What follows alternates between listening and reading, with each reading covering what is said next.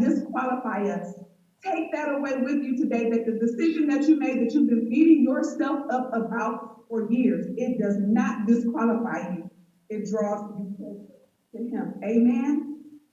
Amen. In Ephesians 1, verses 7 through 9, it says, in him we have redemption through his blood, the forgiveness of sins, in accordance with the riches of God's grace that he lavished on us with all wisdom and understanding. He made known to us the mystery of his will according to his good pleasure, which he purposed in Christ.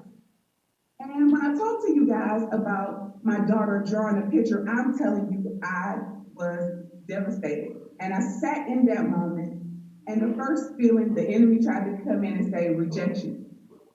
The enemy tried to come in and say, there you go, not a good mom, told you. Many of us have been warring against the suggestion of the enemy, but we haven't been opening the power of the truth of the word. And so today, I feel a special grace and anointing to just speak to mothers and fathers who are at home with their children, especially during this time of quarantine. Listen, there may have been some good days and some bad days. There may be some days where you fly off the handle, some days where you're working and you feel like you should be home, some days you're home and you feel like you should be working. There are a number of different emotions that come along with this time, even before this, that went to that place of parenting, that place of shepherding lives that are entrusted to us. We have to know that we cannot lead perfectly. But because we are not perfect vessels, the perfect one made provision for that. Hallelujah. He made provision for the mistakes you made. I learned when my daughter spoke to me that day, she didn't even know what she was saying. She said, Mommy's at work. She's always at work. That I took about a week to just kneel over and go through my own pity party on what she had said to me. But in that moment, I took some time to reevaluate where my priorities were in Christ. What I said was that God was first, and then my spouse, and then my children, my family. But work had moved its way up. And I found myself overcome with this boldness. And I shared this story with my supervisor. And it was a precursor to kind of give notice to everyone who worked with me, and my coworkers can attest that something was about to change. And in every story that we have, there is a redemptive quality to believing in Christ. That even when we are off track, and that off track comes to confront us in our face, that there is a grace that we have to have first for ourselves and then extend to our actions. The word says it like this: in him we have redemption through his blood. He died so that if I was off track as a parent, that I would be redeemable, that I would go for him and ask him what needs to change and where I need to fix things and what I need to do differently, and that I won't stay in shame, because that's where the enemy wants you. He wants you in shame. He wants you feeling disqualified. He wants you to feel like there's nothing you can do to right this wrong. There's everything you can do as long as you have breath in your body and you have access to his word and his Holy Spirit. It says, with all wisdom and understanding, he makes known to us the mystery of his will according to his good pleasure. So what does that mean? We won't understand everything, and we won't have the wisdom to deal with everything, but he does. And in him, we get a revelation. Just enough of that mystery of in accordance with his will is revealed to us to make some changes, to cry out to him, to pray on a regular basis about that thing that the enemy is trying to shame you about, he's trying to speak to you about, he's trying to tell you that it's final. It is not. You have breath in your body. You are under the sound of my voice today. The Holy Spirit is available to you. There is redemptive power being in Christ, being confessing him as our Savior. It burns some stuff up. Like Pastor Ben talked about last week, the smoke is still in the air. It burns some stuff up. So let me just say this to you. According to his good pleasure, bad things have happened, but he redeems them for his good and ours. There are things that happen that he would never choose. There are actions that we've taken that we would never do again. But the Lord will take all of it, every mess up, every fall off, every bad decision, every terrible moment in parenting, and He will take it and redeem it. I get to live that grace before my child every single day. She changed my life by just speaking to me her truth. The truth will set you free, even if you don't want to hear it. He has a plan for it. Receive the truth of where you are right now, and that is where He will move us forward. There is redemption in the truth. There is freedom in the truth. And if we ask Him for forgiveness when we're off, when we're wrong, that is when He sets the firestorm ablaze, and we begin to have capacity lifted to do more than we can ask, think, or even imagine. I'm grateful for the heartbreak. It makes so much sense to me now. I'm grateful for the moments that were tragic in them, and I didn't see a way through it. I didn't see a way to be different, to make a change, to move different. But I thank God for His grace that covers me. I thank God for His redemption that brings me back from the dark place. I thank Him for a plan that even before the foundations of the world were in place, He chose me. Who am I not to walk in that, right, Miriam? Who am I not to be who God has called me to be? Who am I to stay in shame and in darkness and in regret? That's where the enemy wants us to come into agreement with Him. And today, I break those chains in Jesus' name. That redemptive grace is our right in Jesus Christ. That He went to the cross and died for us so that we could redeem those terrible moments. The funny thing is that I didn't even tell my daughter that I was going to share this with her. And a couple of days ago, we were sitting talking, and she was telling me about something that happened at recess when she was in the first grade. And I said, that sounds kind of familiar to me. And she said, oh, Mommy, you were there. You were at school that day. You were at recess. And I paused, lifted my hands, and they already know I just go into a little praise here and there. And without them even knowing what was happening, I just thank God for that. That was a milestone marker of how far I came from that comment where I was always at work to, Mommy, you were right there with me at recess. And I thank God that we can change. We can move. We can make things different. We can't go back and do stuff over, but every day we get a new 24, there are brand new mercies that accompany it. I'm a living witness, and I get to live that grace that Mommy ain't perfect. They can tell you better than anybody else. Mommy is not perfect, but I do serve a perfect God. I can apologize when I'm wrong. I can repent when I'm off track. He's already made provision for my mistake. So if I'm tripping on a mistake, I'm not focused on my Father. Hallelujah. Oh, thank you, Lord Jesus. I have just really been blessed by the fact that God will redeem, that He will redeem according to His good pleasure. And I want you to know that our scars help us perceive what we otherwise would have missed when we make Jesus our priority. Listen, not the mistake our priority, but Jesus our priority. Not the shame and the guilt and the mess up and the fall off. We focus too much on that. But if we make sure that we tune into Jesus, He will tell us how to bring that thing in and let it work for our good. And the timing is up to Him. Our scars help us perceive what we otherwise would have missed when we make Jesus our priority. So I just want to reiterate that one verse again. He made known to us the mystery of His will according to His good pleasure, which He purposed in Christ to be put into effect when the times reach their fulfillment, to bring unity to all things in heaven and on earth, unity to all things in heaven and on earth under Christ. He made known to us in the way that our hearts can take it. He makes known to us the mystery. His will not be revealed to us in full until we reach perfection on that other side. But while we walk on earth, He reveals to us in pieces and parts. We see in part and we prophesy in part. But we receive His will as we can handle it. He reveals that mystery to us, and it's going to make sense. I love love the fact that this whole letter, this whole book of Ephesians, is to teach the church how to unify.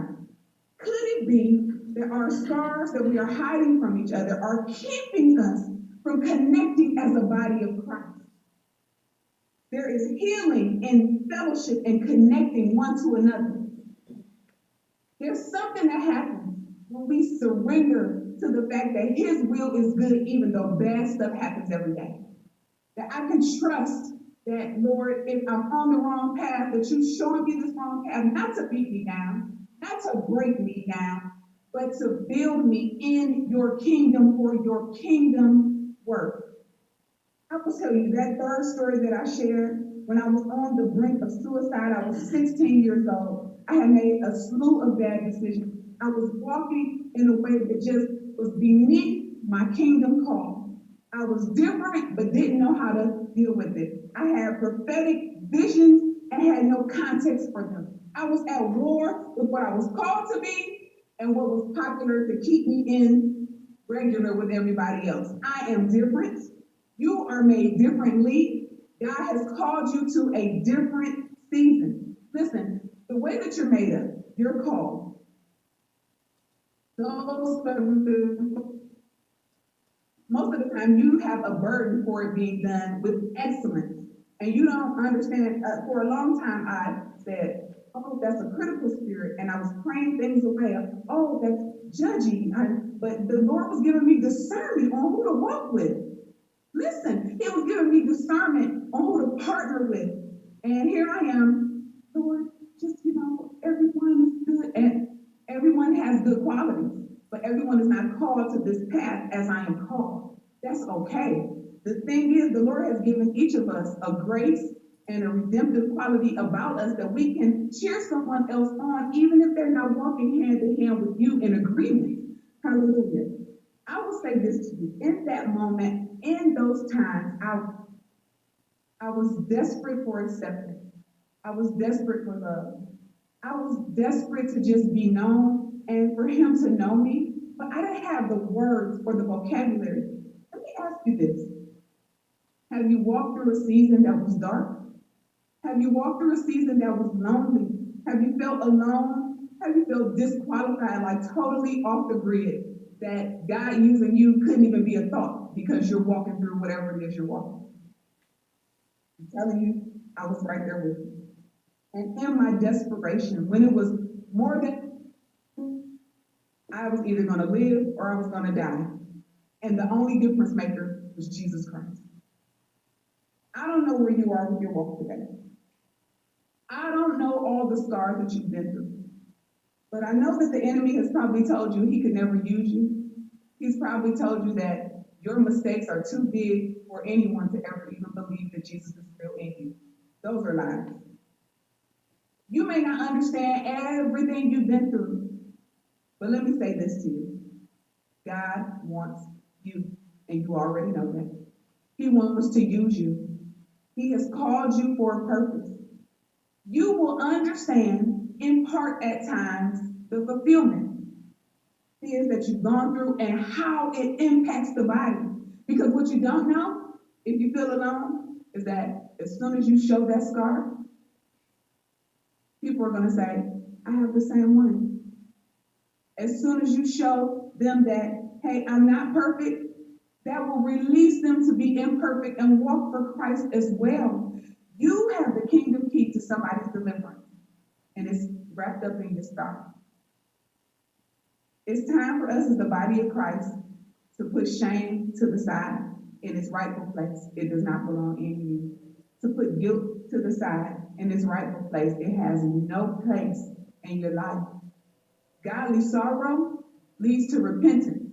So when you feel like that thing is too much for you to bear and it pushes you to the cross of Christ, then you know that you're walking with Him. You have much to offer the kingdom. And you will understand it even better as you surrender to Him, because He brings unity to all things in heaven and on earth. Everything you did before Him, everything that came against you while you were walking with Him, you will understand, because it's according to His will and His good pleasure, which He purposed in Christ, He will use those things to make him smile and make him cry to bring his kingdom to fulfillment. You got it in him. So Ephesians 11 and 12 say, in him we were also chosen, having been predestined according to the plan of him who works out everything in conformity with the purpose of his will, in order that we, who were the first to put our hope in Christ, might be for the praise of his glory. So listen, when we read the word, we get to see the mess up of the people in the word. We get to see where they walked well and where they did not walk worthy, but Christ redeemed it all. We get to see first them lifted up. We got to also see them operate in the Holy Spirit, draw 3,000 for him, save people, have miracles happen. We got to see people delivered, everyday people. These were not uplifted, elevated scholars of the time. These were common people like you and I that were just simply saying, I believe. And with that statement of belief, God did the miraculous. They did that for us. They documented that story for us so that we will believe and have faith that those things that they did, the Lord told us that we're going to do greater works. Greater works shall we do. So for those who first believed, he gave us that testimony in the word. But how about this? He thought about you and I. His plan supersedes when other plans fail, when others fail us, and when we fail, he still has a plan for us. He still has redemption available for us. He still has grace for us. And why? In that same prayer, we talked about the first people who believed in Christ. They then included us. Now, again, they did not know us when Paul was writing this letter. They did not know that we existed, but Christ placed on their heart a word for us. It says, and you also were included in Christ when you heard the message of truth, the gospel of your salvation. When did you hear the word and believe it? I want you to think about that. And maybe today is your day. When you believe, the word says you were marked in him with the seal, the promised Holy Spirit. So listen to me.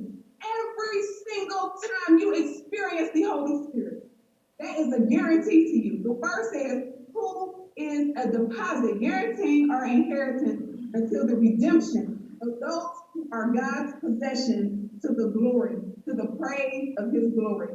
You were marked in him with a seal.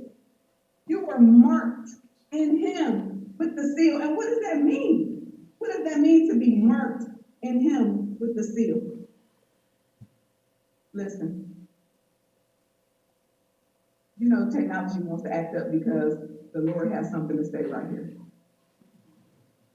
When you believed, at the moment of salvation, when you heard the gospel and it took root in your heart, when you understood that the scars of Jesus, when he went down and was dead for 3 days, those scars were there. And when he rose in full glory, he did not hide his scars.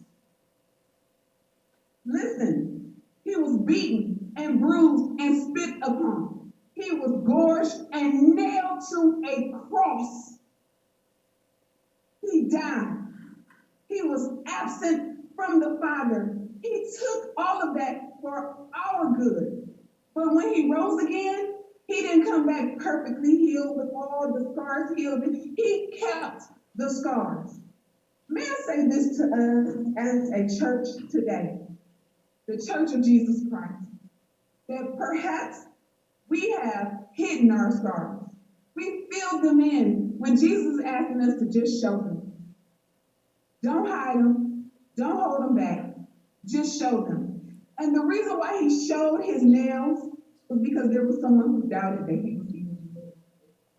There was someone who doubted that he was risen. And perhaps you are struggling with, look, if you're real, if you can do something about it, Lord, if you can heal. His scars were made visible for such a time as this. I want to say to you that in him, when we come into belief that he died and he rose again, that those scars he showed to Thomas were real, that he invited them to touch those scars. He didn't say, don't touch me, that hurts. Those wounds are not there for you to see. He let them see it, and that was the healing. And I want to say to you today, perhaps you've been through things that we can't even speak or imagine. Perhaps there has been a past of molestation or rape. Sometimes we've just been marginalized. Our voice has been shut down. People don't see us or receive from us. Maybe we've been in a toxic work environment or a toxic home environment. Maybe we have experienced rejection on a level that many people would falter under, but we are still alive and here to share the story. Our scars are here. They're not wounds anymore. Our scars are here. And if we would just be careful to expose them to the Father and allow Him to bring them in accordance with His will, then when we show them to others, they will know that God can do it. That He will deliver you no matter how many layers upon layers of hurt and pain and strain and defensiveness that you built up. There is healing that comes. And one day you'll see and understand that all the pieces and parts are peeled away. It is redemptive grace that the wounds, though they may be, they are healed in Jesus' name. So the scars exist. They are a testimony that there once was a tragedy that now serves a purpose. You are marked. You are marked for His goodwill, for His good work. You are marked. If you believe in Him, He says, those bruises that you were trying to do cocoa butter, that you were trying to do everything to rid yourself of, you were bleaching, you were telling people, oh, no, He didn't leave me. It was a mutual decision. All those blemishes, all those wounds, all those cover stories. You are marked.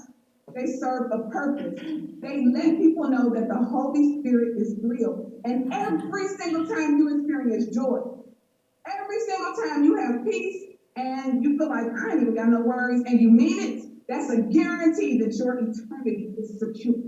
That He has placed in you a deposit that love, joy, peace, patience, kindness, goodness, faithfulness, gentleness, and self-control every time you walk in the Holy Spirit.